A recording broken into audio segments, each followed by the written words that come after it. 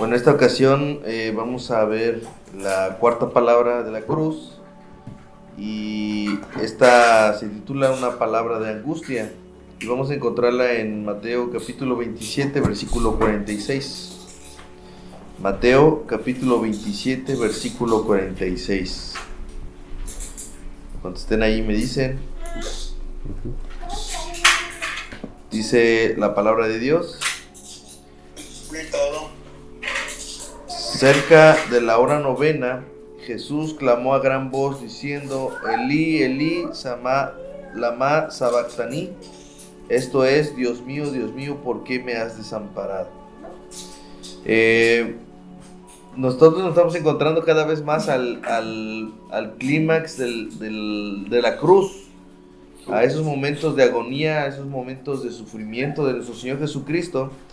Él sigue diciendo algunas palabras y es sorprendente que él todavía esté con la posición que tenía en la cruz, todavía pudiera decir algunas palabras y uno podrá decir que solo son frases, pero todas estas frases o todas estas palabras que Jesús dijo están llenas de profundidad y de significado. Cuando vemos ahí que los soldados se burlaron cruelmente de él, cuando lo colgaron, le ponieron las espinas, esa corona de espinas, lo escupieron, le estiraron el cabello, lo desnudaron, lo humillaron en público. En todo ese momento, allí, todo este sufrimiento lo sufrió en silencio. O sea, mientras esto le hacían a él no abrió su boca ni dijo nada en ese momento. En medio de todo lo que sufrió, no dijo nada, ni, como dice Isaías, como cordero fue llevado al matadero, no abrió su boca. Pero cuando la ira total de Dios cayó sobre él, entonces es cuando él clama y dice: Dios mío, ¿por qué me has desamparado? Es decir, este es un momento importante.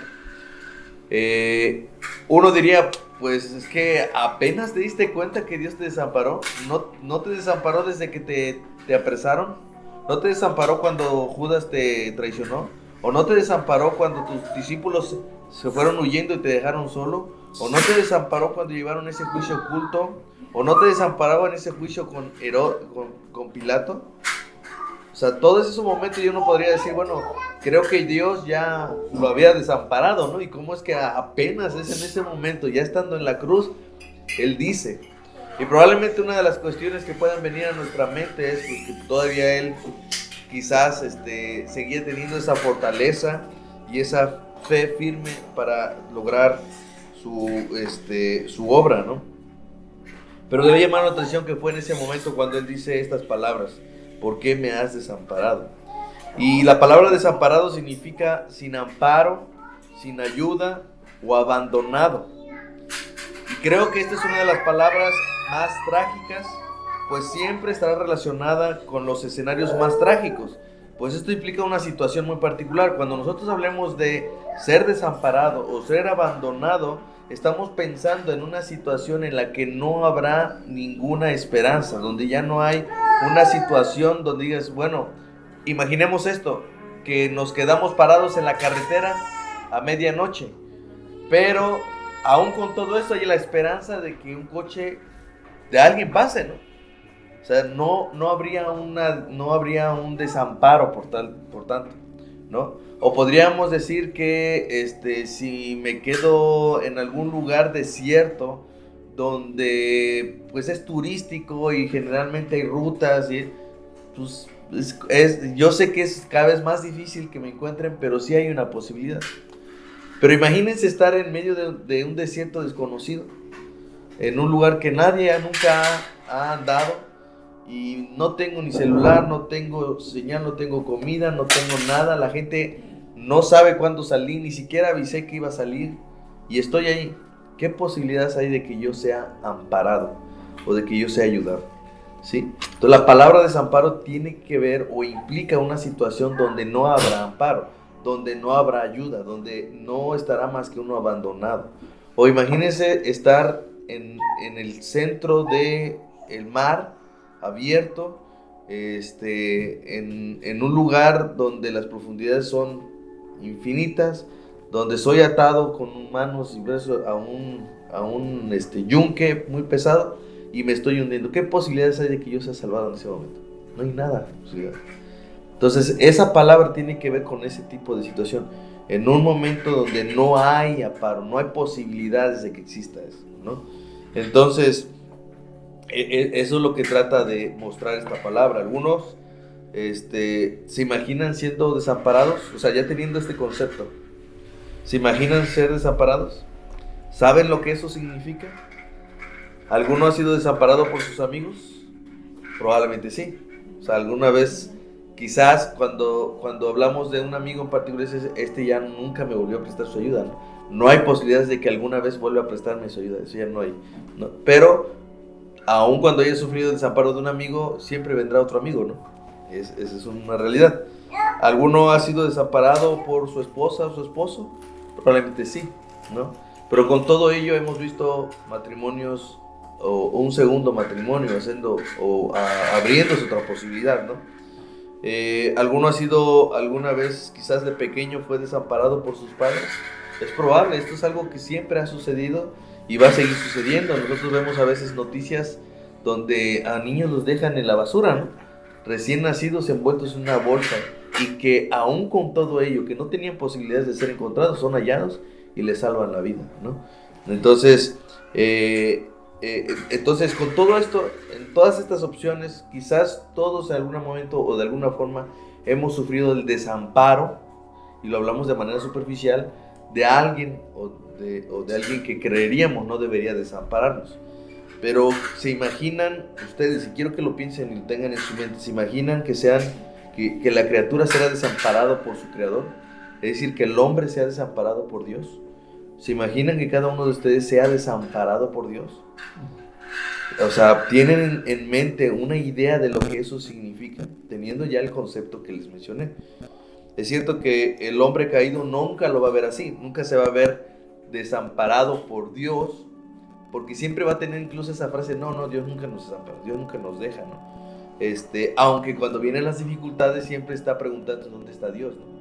Y siempre tiene un problema que juzga sus problemas como los peores, y que cuando un amigo se va, o cuando un matrimonio se disuelve, o cuando vemos que los padres no toman la responsabilidad de estar con los suyos, inmediatamente pregunta a un Dios por qué sucede esas cosas, ¿no?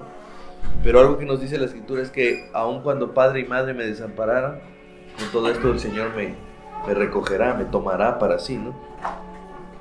Entonces, es cierto que para el hombre no lo ve así, no es alguien que diga, yo no he sufrido el desamparo de Dios, pero aunque en el fondo de todo ser humano, en algún momento, y sobre todo cuando vienen las dificultades, lo que más desea es que Dios no lo desampare. Es más, a eso me refiero. Imagínense que están en una situación de peligro, una situación donde el médico ya no puede hacer nada. Un momento en el que no hay nada más que tú puedas hacer. ¿Bajo quién te amparas? ¿Quién es el primero que piensas en ese momento? ¿En Dios? Dios es en ese momento donde tú sabes que ya todo lo que podías solucionar ya no tiene solución. Y es cuando dices, ya no hay amparo, ya no hay ayuda, ya no va a haber socorro, estoy totalmente abandonado. Pero con todo eso, tengo la confianza todavía de que aunque yo soy malo, pueda pedirle a ese Dios bueno que me ayude y me ampare. ¿Sí o no ha sucedido? Cada vez que vienen esos momentos de dificultad, estamos seguros de que podemos. Imagínense que esa posibilidad no existiera. O sea, que inmediatamente nos dices, ya no hay más que hacer, dice el doctor. Ya no hay más que hacer. Y ya dijeras, pues yo no creo, no hay ni un Dios como para que yo me pueda amparar en algo divino o algo que esté por encima de ese doctor, que haga algo diferente a lo que ha hecho, ¿no? Entonces, en tiempos antiguos el Señor nunca desamparó a su pueblo. Nosotros vemos que, por ejemplo, cuando el pueblo de Israel fue esclavizado por Egipto, ellos clamaron y Dios los escuchó. Y fue ayudado por Moisés. El libro de Jueces nos muestra constantemente esa constante repetitiva, donde el pueblo se desviaba, se apartaba de Dios. ¿Y qué es lo que hacían una vez que un pueblo vecino los tomaba y los tomaba como sus esclavos o los quería subyugar, ellos clamaban a Dios y les enviaba un juez, alguien que los liberara, ¿no? Y luego otra vez se desviaban, se apartaban, ese juez se moría, se apartaban otra vez y volvían a caer en el yugo de otro pueblo o vecino, y entonces volvían a clamar. ¿Y qué es lo que hacía Dios? Los volvía a socorrer. Siempre, en todo momento, a pesar de su infidelidad y a pesar de que ellos se apartaban a otros dioses, ellos finalmente, cuando esos dioses ya no hacían nada y ya no había amparo de esos dioses, entonces ¿qué hacían? Clamaban a ese Dios que sabían que era el único que podía, porque tenían la esperanza de hacerlo, y el Señor con todo eso los amparaba, el Señor los ayudaba. Pero y vemos, por ejemplo, que David dice en uno de sus salmos, dice: yo nunca he visto justo desamparado, ¿no? Sí, el salmo de David menciona que no tiene sentido, porque eso sería negar la existencia de Dios, que haya un justo que nunca haya tenido el amparo de Dios, que aunque haya sufrido, nunca va a mendigar el pan, ¿sí? Esto es algo que David dice, pero aquí vemos en este texto que en esa cruz el justo de justos estaba totalmente desamparado, ¿sí? Este clamor que Jesús está haciendo es parecido al que el salmista, el rey David, había escrito en el Salmo 22. Así tal cual como Jesús lo dice, David ya lo había dicho en una expresión de su abandono terrenal, porque él nunca dijo que Dios lo había abandonado, pero él sabía lo que significaba que sus amigos lo abandonaran. Él sabía lo que significaba ser abandonado por su propia familia, ¿no? Entonces él escribe este salmo, el cual se le conoce como un salmo mesiánico. ¿Por qué? Porque este salmo habla acerca del sufrimiento también de Jesús. Por eso dice, si vamos a Salmo 22, dice desde el primer versículo: Dios mío, ¿por qué me has desamparado? Eso es lo que Jesús dice en la cruz. Y sigue diciendo: ¿por qué estás tan lejos de mi salvación y de las palabras de mi clamor? Dios mío, clamo de día y no respondes, y de noche no hay para mí reposo. Pero tú eres santo, tú eres el que habita entre las alabanzas de Israel. Más adelante dice el versículo, me parece que el 3, en ti esperaron nuestros padres. Fíjense esto, esperaron y tú los libraste. Clamaron a ti y fueron librados. Confiaron en ti y no fueron avergonzados. Mas yo soy gusano y no hombre, oprobio de los hombres y despreciado del pueblo.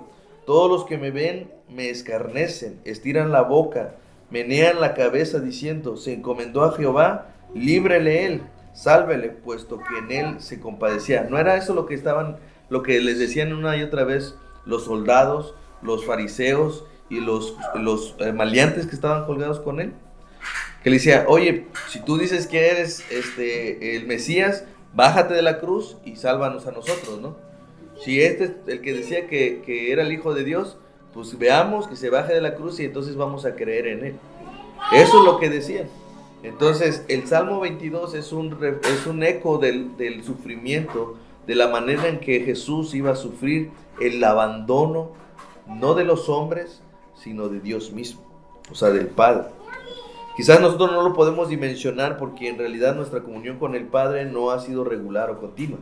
O sea, nosotros, si nos despegamos de Él o nos separamos de Él una semana, un mes, un año, no resentimos ese abandono, ¿sí? Porque no estamos acostumbrados a Él. Pero imaginen cómo sería que hoy mismo la persona más cercana a ustedes, sea un hijo, sea un padre, sea una madre, sea un esposo, una esposa, los abandonara. ¿Qué sentimiento habrían ustedes? ¿Podrían vivir el resto de sus vidas, o al menos los siguientes días de sus vidas, con total tranquilidad? No lo haríamos, porque esa persona que nos ha abandonado significaba algo importante para nuestras vidas, ¿sí? Así que si nosotros nos separamos de Dios y sintiéramos esa separación, no lo veríamos, no estaríamos en condiciones de sufrirlo. ¿Por qué? Porque nosotros no hemos estado en contacto regular con Él, y normalmente lo que sucede es que nos apartamos de Él. Pueden pasar días sin orar, pueden pasar días sin leer la Biblia y no hay ninguna congoja, no hay ninguna tristeza, no hay un asunto que diga, Señor, Dios mío, ¿por qué me has abandonado? No lo decimos, porque no estamos sufriendo esa separación. Entonces, pero en el caso de Jesús, su comunión con el Padre nunca se había interrumpido, ¿sí? Por eso dice Arthur W. Pink que el ocultamiento del rostro de Dios fue el ingrediente más amargo en la copa que el Padre le dio a beber al Redentor, ¿sí? O sea, lo que más sufrió Jesús fue ese abandono. De hecho, si nosotros vemos previamente a la cruz, Jesús está en el Getsemaní orando antes de poder ir a esta obra, y ahí estaba viviendo momentos de agonía. O sea, él ya estaba sufriendo la cruz y todavía no llegaba ahí, ¿no? Pero fueron momentos de tristeza y de suma agonía. Y no fueron por la traición de Judas, no fue por la deserción de sus discípulos, no fue por la vergüenza del juicio que iba a ser sometido, no fue por la idea de que iba a ser clavado de sus manos y de sus pies. No lo causó, el nivel de esta angustia no lo causó nada más que la anticipación del abandono de Dios.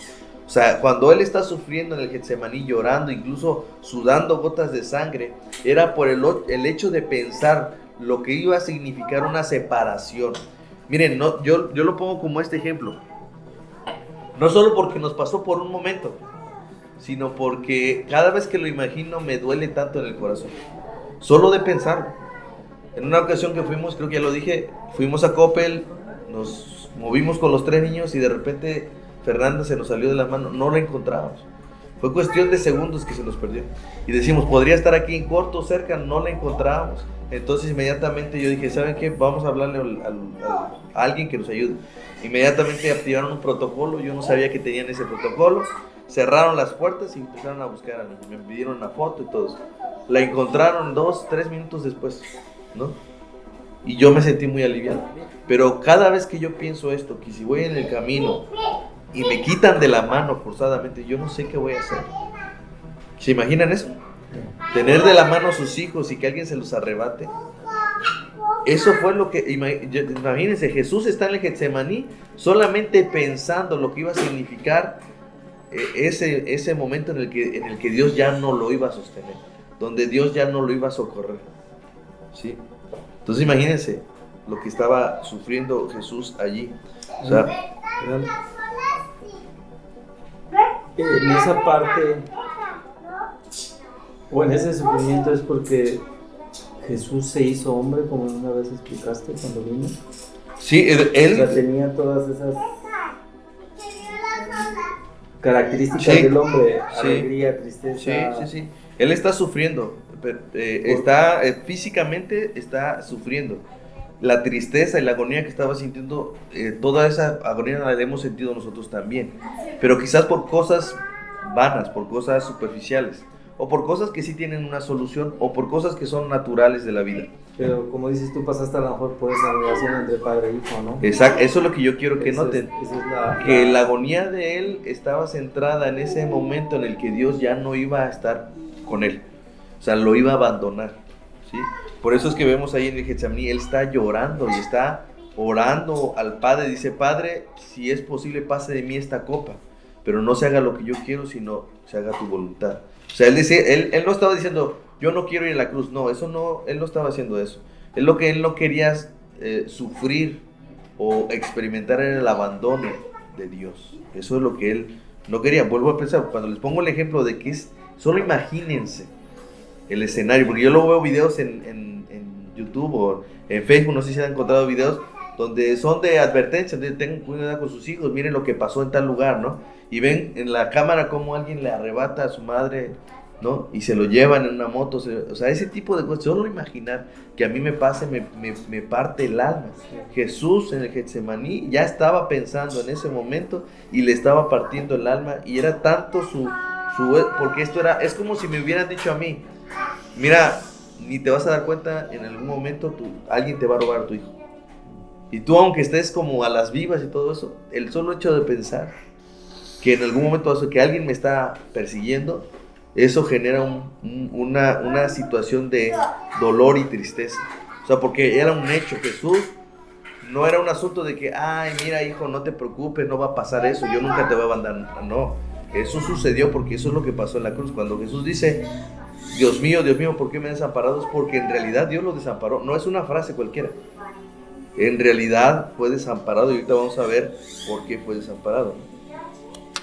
Entonces, digamos que ahí en Getsemaní, Jesús, como una prensa de olivas, ¿sí?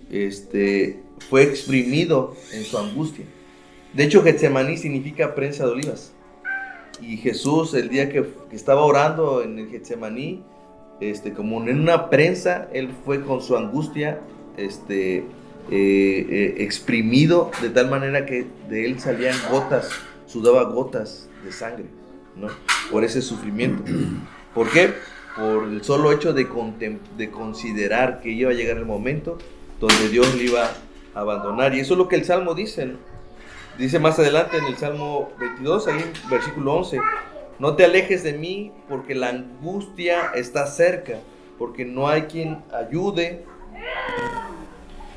Me han rodeado muchos toros, fuertes toros de Basán, me han cercado, abrieron sobre mí su boca como león rapaz y rugiente.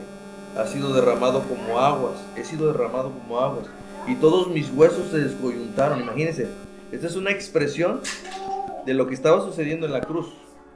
Dice, he sido derramado como aguas. Imagínense, yo no sé si alguna vez han sentido ese sentimiento de desguance, o no sé si alguien se ha desmayado alguna vez, que como que pierde sus últimos instantes de conciencia, solamente sabes que ya no tienes fuerza. Eso me ha pasado una sola vez a mí, cuando falleció mi abuelito y tuve que ver por primera vez su féretro. En ese momento mis piernas se debilitaron, yo no me di cuenta en qué momento, pero caí al suelo, ¿no? O sea, y no fue algo fingido, en realidad sentí que las fuerzas, me sentía como agua. Y eso es lo que está sucediendo, lo que está diciendo el salmista. Mi corazón, dice, y todos mis huesos se descoyuntaron. Es como si se estuvieran zafando uno de otro, ¿no? Mi corazón fue como cera, estaba derritiéndose en medio de mis entrañas. Como un tiesto se secó mi vigor y mi lengua se pegó a mi paladar.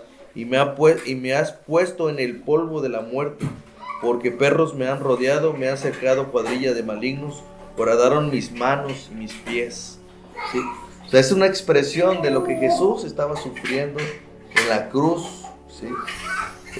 Básicamente lo que su alma estaba sintiendo, en su cuerpo estaba sintiendo, ya no por el dolor de los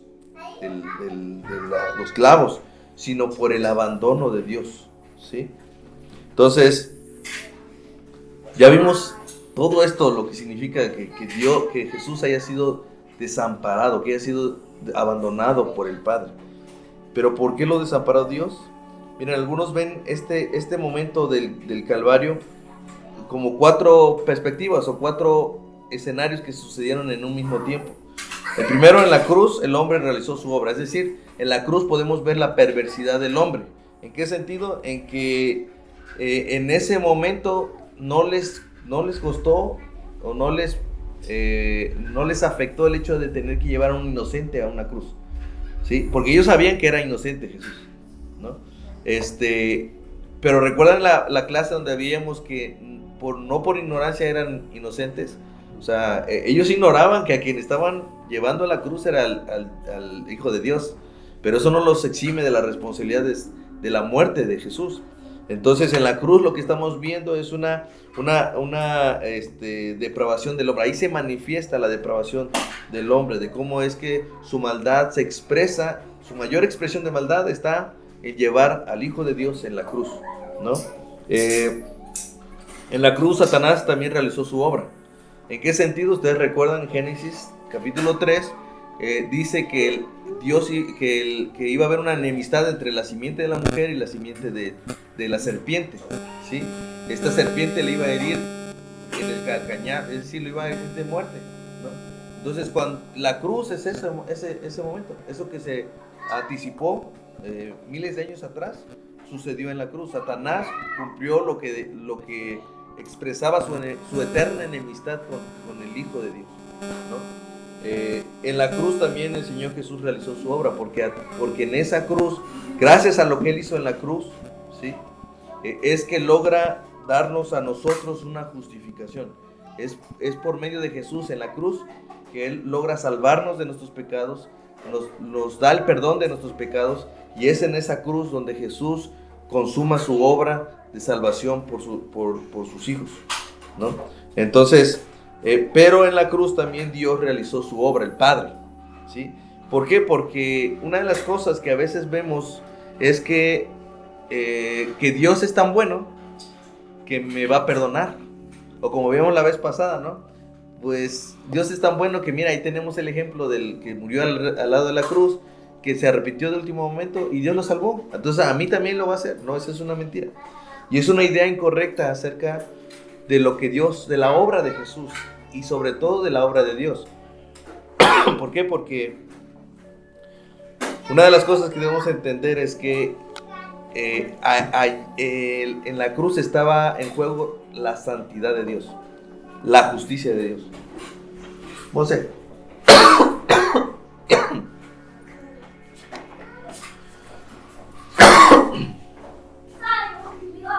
Entonces, ¿te parece o ya? Ok. Entonces, uno debe de ver que allí una de las cosas que se estaba poniendo en juego es la santidad de Dios.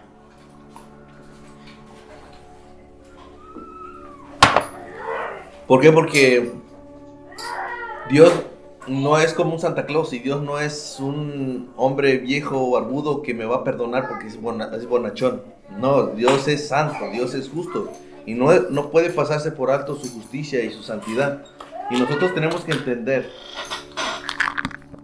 que su santidad es tanta al grado de que no pasó por alto que alguien debía pagar por el pecado. Es decir, recuerden, Jesús hace una obra en la cruz. ¿Qué obra? Una obra de salvación. ¿De qué nos salva? De la ira de Dios. Pero también para eso no solamente nos salva de la ira de Dios, sino que nos da entrada a la presencia de Dios. Y no podemos tener entrada a la presencia de un Dios santo si no es en santidad, ¿sí? Así que ¿cómo le hacemos nosotros para estar delante de Dios? Es a través de la fe por la obra de Jesús en la cruz. Entonces, nosotros tenemos que ver, como dice Hebreos 11:13, muy limpio eres de ojos para ver el mal, ni puedes ver el agravio. Es decir, ¿cómo podemos presentarnos delante de Dios? Si nosotros somos los pecadores, nosotros hay pecado, y nosotros somos los que hemos agraviado a Dios. Nosotros tenemos que entender que delante de su santidad no podemos estar.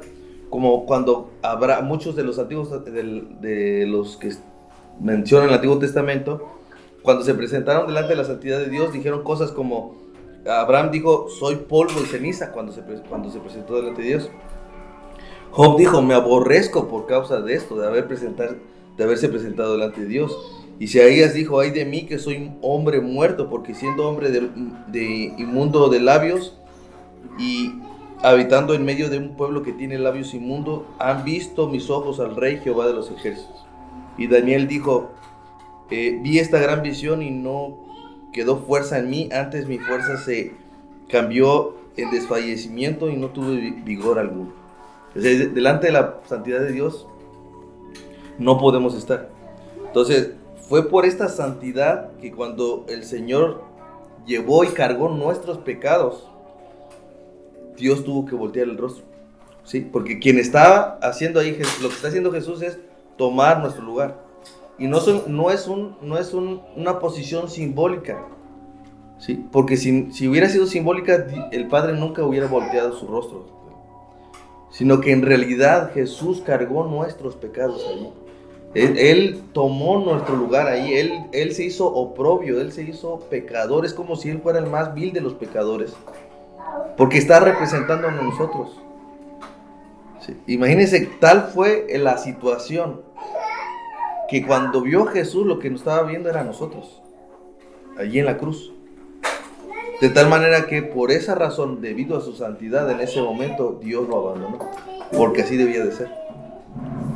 porque tenían que pagarse. O sea, la santidad de Dios no podía pasarse por alto, la justicia de Dios no se puede pasar por alto. No es simplemente que Dios diga, les perdono sus pecados y no hay problema, borrón y cuenta nueva. No, alguien tiene que pagar, y el que pagó fue Jesús.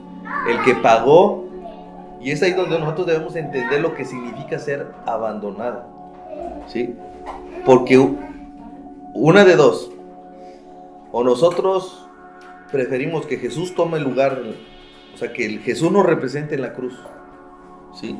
Y que Él haya experimentado en nuestro lugar el abandono de Dios, o nosotros vamos a experimentar el abandono de Dios en la eternidad, ¿sí? Porque eso es lo que va a suceder.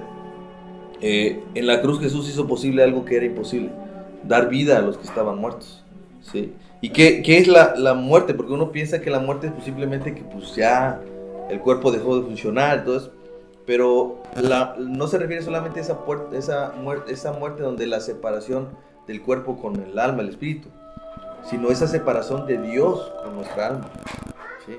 Lo que hace nuestro pecado es separarnos de Dios. Lo que Jesús hizo en la cruz fue volvernos a juntar con Dios, ¿sí? Él lo hace posible. Entonces, ninguno de nosotros pensando en este concepto, nosotros debemos concluir en el hecho de que ninguno ha experimentado en realidad el abandono. Aunque probablemente, como dije al principio, ¿he sido abandonado por algún amigo? Probablemente sí. ¿He sido abandonado por un esposo o una esposa? Probablemente sí. ¿He sido abandonado de pequeño por mis padres? ¿Me abandonaron? Probablemente sí. Hay varios ejemplos y hay varias personas que pudieran hacer eso. Pero con todo eso aún había esperanza. Pero nosotros nunca podemos decir que Dios nos haya abandonado. Eso es algo que nunca vamos a experimentar. Podremos experimentar el abandono de todo el mundo, pero de Dios nunca, ¿sí? Y si uno está dispuesto y cree que puede superar el abandono de Dios, no sabe lo que está diciendo. Entonces, nosotros no hemos sido abandonados por Dios ni siquiera cuando éramos incrédulos. Y de hecho, ningún ateo ahorita, de los que se llaman ateo, y ningún incrédulo actualmente, que diga yo no creo en Dios, ni siquiera ellos han sido abandonados por Dios. Porque si fueran abandonados por Dios, en ese momento caen muertos. Entonces, en realidad, ni siquiera el incrédulo ha sido abandonado por Dios. Nosotros somos un ejemplo de que nunca fuimos abandonados, porque no siempre creímos, ¿verdad? Hubo momentos donde nosotros éramos enemigos de Dios, pero ahora somos hijos de Dios. En algún momento estábamos muertos espiritualmente, pero ahora estamos vivos gracias a la obra de Jesús, ¿no? Entonces, nadie puede decir aquí, ni nadie en el mundo puede decir yo he sido abandonado por Dios. El único que ha sido abandonado por Dios y ha experimentado lo que significa eso fue Jesús, con la única intención de que nosotros no sufriéramos el abandono de Dios. Entonces, en la cruz Dios desamparó a su Hijo para ampararnos a nosotros, para no dejarnos sin ayuda a nosotros. Fue un grito de angustia en ese momento Jesús, pero no de falta de confianza. O sea, a pesar de que Dios lo abandonó, Jesús nunca dejó de confiar. Dios se había alejado de él, pero no podemos negar que su alma se aferraba todavía a Dios, porque sus palabras fueron Dios mío, ¿no? Él seguía diciendo, Él es mi Dios, y aunque me ha abandonado, yo sé que todavía tengo esperanza, ¿sí?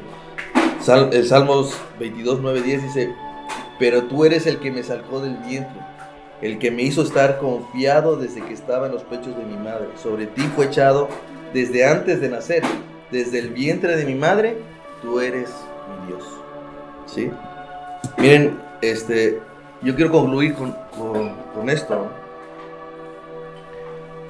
Les decía al principio, podemos estar atravesando por varias situaciones donde nos sentimos abandonados, ¿sí?